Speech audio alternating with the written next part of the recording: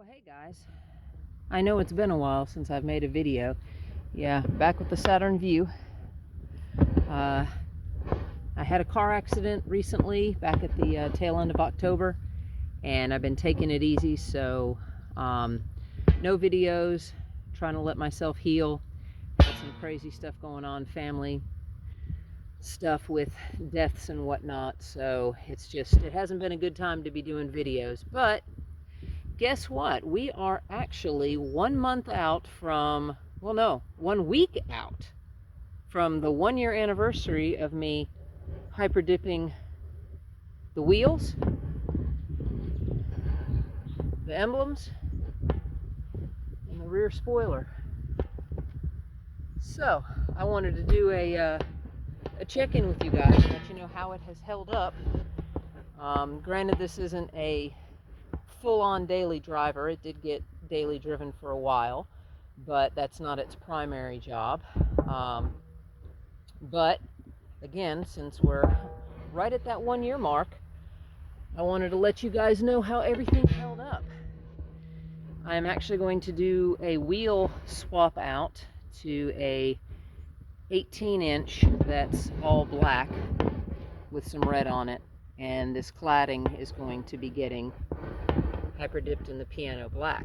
So we're going to see how well it holds up on a slightly textured material. These are pretty slick, so I don't see any weird finish issues there.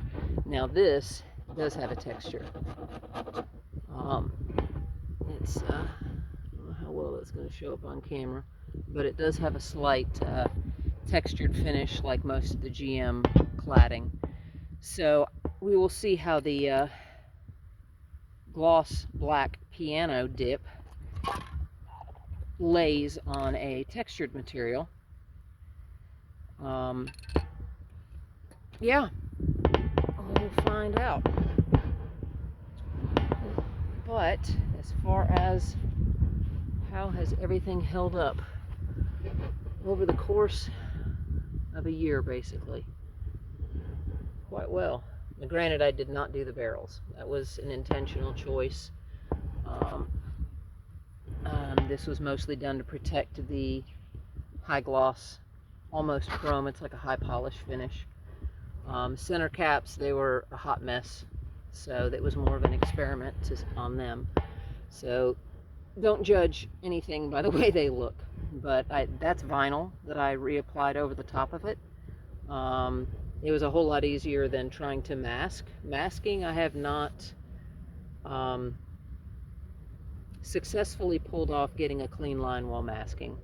I need to experiment with that more. Some people say you just have to do super light coats and then pull it while it's still wet. I've still had stringing issues and whatnot, so that did not work very well for me. So I think what I'll do is stick with this basically vinyl decals over the dip, because as you pull them off, when you go to change your dip out, they'll probably help with starting your peeling process.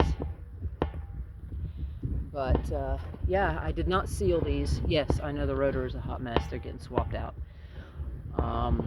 It's time for brakes again, but very impressed with the finish. I know there was another gentleman who had used this brass monkey and had issue with the coating not sticking to his wheels.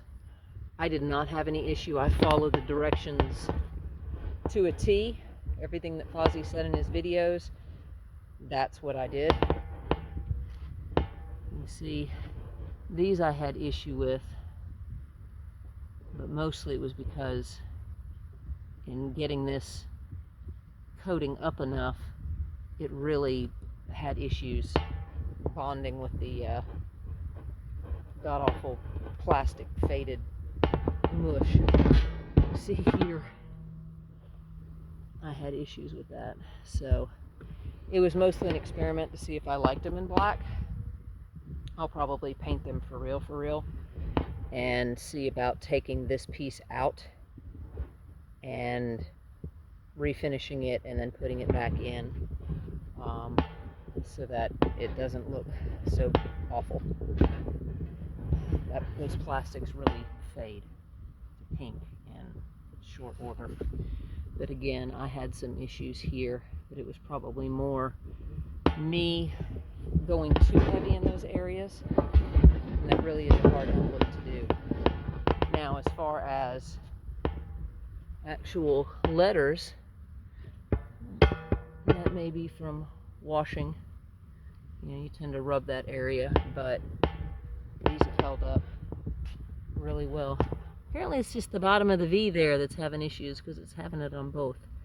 The red that I did here, this looks funky because the emblem itself was damaged in that area. But that red has held up really good. That was the other color I did. And here we are at the spoiler. Now again, like I said, I had issues with the way it cut. This is only because this spoiler is a different size than the OEM one. It's hard to tell when you're in the junkyard whether or not it's OEM or a knockoff. Well, it was a knockoff.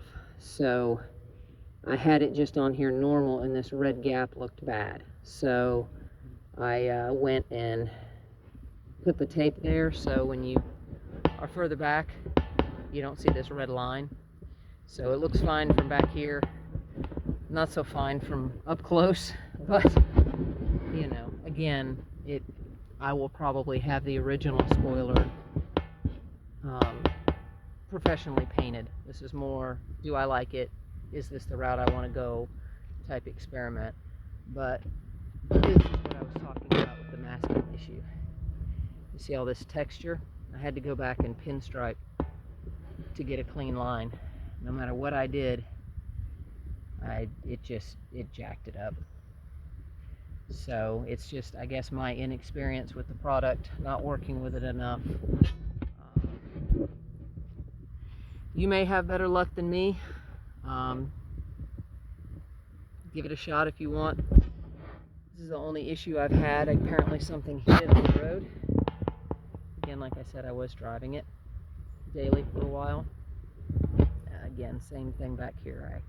I did the masking trick and it didn't work, so I used the pinstriping tape to mask those edges. And again, same deal here. You have a full black spoiler, so I may go that route. I haven't decided if I like having it with the red under and just the red on top, because I technically do have a red roof still. So it kind of ties together from up above, having the red inlay almost. I don't know. Decisions. I'm not going to get up there and paint the roof. No. But I will be adding a scoop here. Actually a Mustang one. And that'll be black. So that'll tie the hood in. Oh well, this is not a video about what's coming. This is a video about the products. But anyway, that's what I noticed about that. But again, every wheel still looks great. You know, the shine has probably gone down a little bit, but then the paint was a matte type paint anyway from the jump. You can even see from the can, it's not set up as a gloss the way that the piano black is. So, but I'm very pleased. I do take care to wash things properly and not be too rough on these guys. But yeah, for a year, they don't even need to be redone. And they look great. They could keep on keeping on. Brake calipers and whatnot, however, definitely need to be redone. But yeah, again, a little chipping there. But again, like I said, those center caps were a mess to begin with. And this is my first delve into the HyperDip world. I had a horrible experience with PlastiDip. That was not any fault of the product. I mean, it just has its limitations. it goes dull really quickly. So, but upcoming, all that cladding there is going to be done. So, and then the new black and red wheels will go on. So, that video will be coming soon. But again, since we were at that 1-year anniversary, I wanted to touch base with you guys and let you see how everything is held up. Even where I masked these here, there was a natural line, so it was easier to mask, but you can see that it still was kind of problematic. It wasn't a clean mask like you'd get from paint. You still have that ridge. But that hasn't started to peel, it hasn't lifted, it hasn't bubbled, nothing. It's been peeled up there. So, yay HyperDip. I definitely recommend it. Worked great for me. Follow the instructions though. Don't skimp out. Don't skimp out. Do exactly as they say and you will have good results also. Yep. Use your pre-dip spray, clean everything down like they say. Alright, so there's your check-in.